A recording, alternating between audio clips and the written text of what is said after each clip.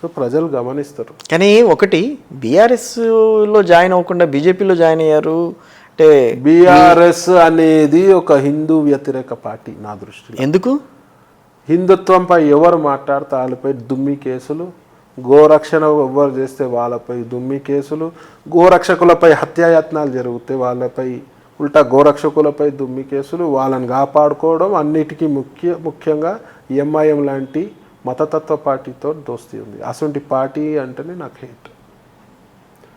ఎప్పుడైతే ఎంఐఎం లాంటి మతతత్వ పార్టీతోటి మీరు మతతత్వ పార్టీని ఎంఐఎం అని అంటున్నారు, బీజేపీని మతతత్వ పార్టీ అని చెప్పి కాంగ్రెస్ పార్టీ అంటుంది కదా. మరి సమర్థించుకుంటారా?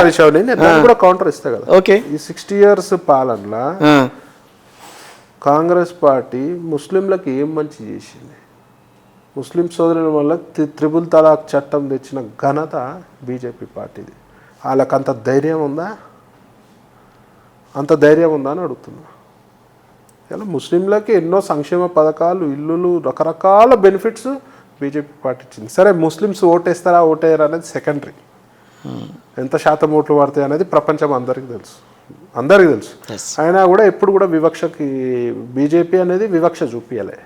ఇవాళ త్రిపుల్ తలాక్ చట్టం వల్ల ప్రతి ఒక్క ముస్లిం సోదరుని వాళ్ళకి ఒక భరోసా, ఒక గుండె ధైర్యం, అయితే అర్ధరాత్రి వారు భయం, నిద్రలో ఏమవుతుందో కూడా తెలియని పరిస్థితి. తలాక్ అంటే ఇలా బతుకురోడు మీరు. మరి అంత మంచి చేసే పార్టీ అయితే ఇన్నేళ్ళు పాలించారు, మీరు ఏం బీకిర్రు అని అడుగుతున్నారు. ఎంఐఎం పార్టీ మతతత్వ పార్టీ. హిందూ దేవులను అడ్డగోలుగా గించపరిచినారు. అసుంటో ఆ పార్టీతోటి నువ్వు దోస్తీ పెట్టుకునేటోనివి కేసీఆర్, బీఆర్ఎస్ పార్టీ. అసుంటి పార్టీలో నేను జాయిన్ అయ్యే సమస్య లేదు. ఏమో మీరు బాగా కేసుల నుంచి బయటకు వద్దామన్న ఉద్దేశంతోనే బీజేపీలోకి వచ్చారని చెప్పి అనుకున్నారు. కేసుల నుంచి బయటికి రావాలి అనుకుంటే అందరు అడిగిన ప్రశ్ననే బోడి ప్రశ్న ఇది. కరెక్ట్ చెప్పాలంటే చెప్పి నానూరు కూడా పడిపోయింది అని అనుకున్నారు అంటున్నా నేను. అంతకుమించి నేనే దాని మీద ఎక్స్ప్లెనేషన్ ఇవ్వమని అడగట్లేదు. జాయిన్ అవుతుంటే చికోటి ప్రవీణ్ ఒక్కటే వర్డ్లో చెప్తానండి. నేను 7 star లైఫ్ వచ్చి హిందూయిజం గురించి మాట్లాడుతూ ఇంత వేల మందికి శత్రువుని అవుతున్నా. నాస్తిక కుక్కలు మంచిగా అన్నారు, కరెక్టే అన్నారు మీరు. మత మార్పిడి కుక్కలకి, మళ్ళీ చెప్తున్నా, మత మార్పిడి కుక్కలకి, ఎంఐఎం పార్టీకి, ముస్లిమ్స్కి కాదు నేను, క్రిస్టియన్స్కి వ్యతిరేకం కాదు, వాళ్ళకి గౌరవం ఇస్తాను. ఎంఐఎం పార్టీకి వీళ్ళకి శత్రువు అవుతున్నా. ఇప్పుడు కొందరు దళితుల ముసుగులో ఉన్న దొంగలకి శత్రువుని అవుతున్నా. అన్ని వదులుకొని నా వ్యాపారం నేను చూసుకోవచ్చు కదా. అవును, మనం ఏదో చేయాలి అనుకుంటున్నాం సొసైటీకి, హిందుత్వానికి. దాని గురించే ఈ ఫైట్. నేను అదే అంటున్నాను, బీజేపీకి అలైడ్గా బోల్డ్ అనే సంస్థలు ఉన్నాయి. అవి హిందుత్వాన్ని కాపాడేందుకు చాలా రకాలుగా ఇంకా వందల సంఖ్యలో చాలా రావాలి. అవును, ఇది సరిపోదు. వందల సంఖ్యలో సంస్థలు పుట్టుకురావాలి.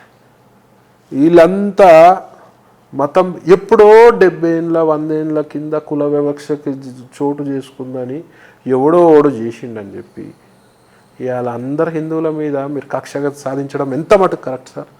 ఇవాళ అదే దళితులకు నేను చెప్తున్నా, ఎక్కడైనా కుల వివక్షకి చోటు ఏడన్నా ఉంది, ఎవడన్నా చేస్తుండంటే నన్ను విలువండి, గల్లా పట్టుకొని రోడ్డు మీదే కొడతాను.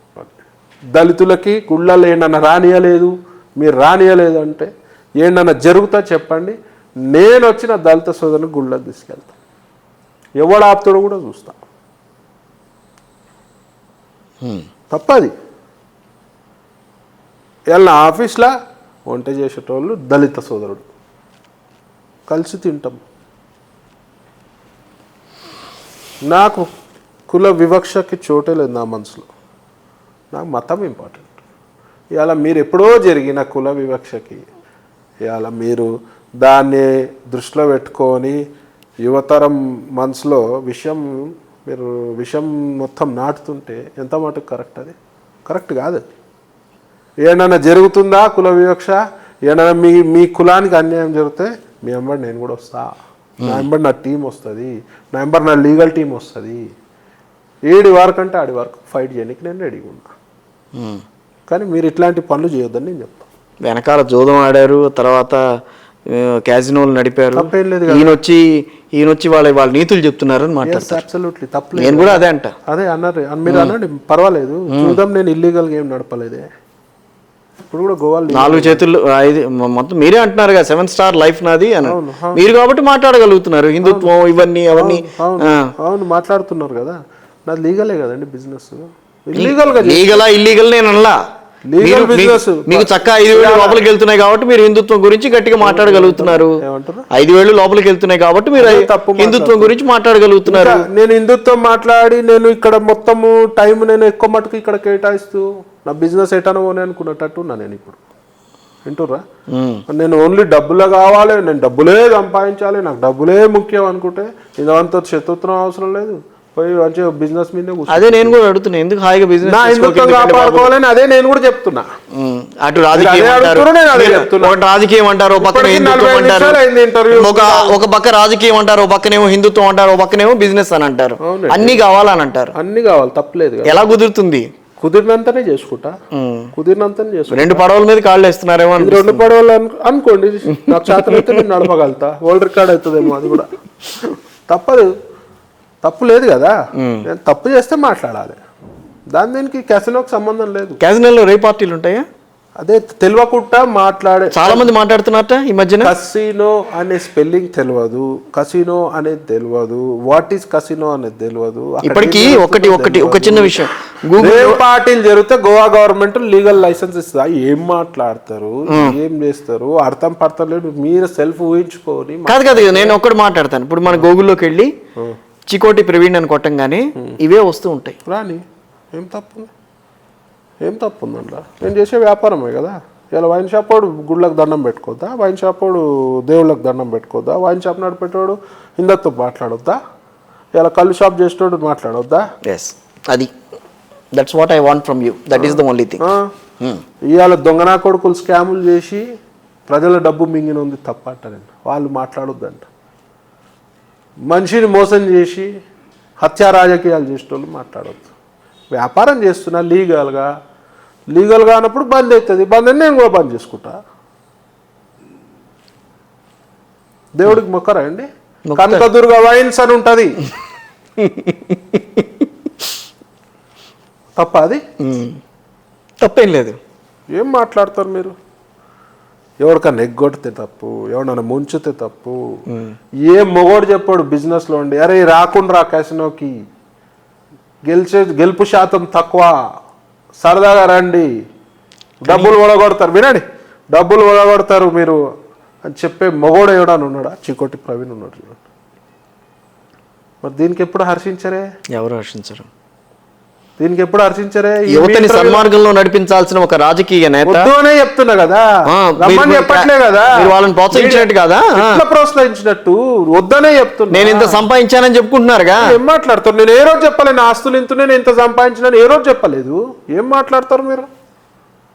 All time Praveen Chikoti legs pull చేద్దామని చూస్తే కాదు కదండి. You can't pull my legs because I'm very practical person. నేను తెలుగులో నేను చెప్పట్లే, ఏది ఉంటే అదే మాట్లాడతా. నిజం మాట్లాడితే గుర్తుపెట్టుకోవాల్సిన అవసరం లేదు, అబద్ధం మాట్లాడితే గుర్తుపెట్టుకోవాలి. అరే అబద్ధం మాట్లాడినని గుర్తుపెట్టుకోవాలి. నిజం మాట్లాడతాం కాబట్టి, ప్రాక్టికల్గా ఉంటాం కాబట్టి, మనసులో ఏది ఉండదు కాబట్టి మీరు నన్ను ఫుల్ చేయలేరని నేను చెప్తా. కానీ మీ కమ్యూనిటీ వైజ్గా మీరు రాజకీయాల్లో మనలేరేమో అని అనిపిస్తుంది. నా కమ్యూనిటీ కాదు, మతం ముఖ్యం, కులం కాదు అని 100 సార్లు చెప్తున్నా. కానీ నా కమ్యూనిటీలో కనీసం నేను మహాసభ మెంబర్ కూడా కాదు. కానీ నా కమ్యూనిటీకి ఏదైనా ఆపద వస్తే వెళ్తా. మీన్ టైం దళిత కమ్యూనిటీకి ఆపద వచ్చినా వెళ్తా. చికోటి ప్రవీణ్ అందరి వాడు. నేను నా కమ్యూనిటీకి నా కమ్యూనిటీ వాడన్నా వేరేని మోసం చేస్తే నా కమ్యూనిటీ వాడని సపోర్ట్ చేయ, 4 దాన్ని డబ్బులు ఇప్పిస్తా. ఎగ్జాంపుల్ కరెక్ట్ ఉన్నంతసేపు ప్రాబ్లం లేదు. అది.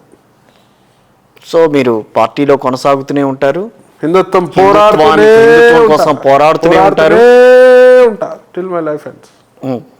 సో ఎక్కడ ఎండ్ అనేది ఉండదు మీలో. మనం ఎండ్ అయితేనే. నేను ఎండ్ అయిన రోజు కూడా నా ప్రభావం ఉంటుంది కదా. నన్ను చూసి ఎవడో 10 మంది ఇన్స్పైర్ అవుతారు కదా. అంతకంటే ఇంకా సంతోషం కావాలి. బొట్టు పెట్టండి బయటికి వెళ్ళరా? వెళ్తా, బొట్టు పెట్టండి వెళ్తా. అట్లా డ్రెస్సింగ్ మీద చాలా లావిష్ లైఫ్లో ఉంటారని విన్నా నేను. ఉంటుండే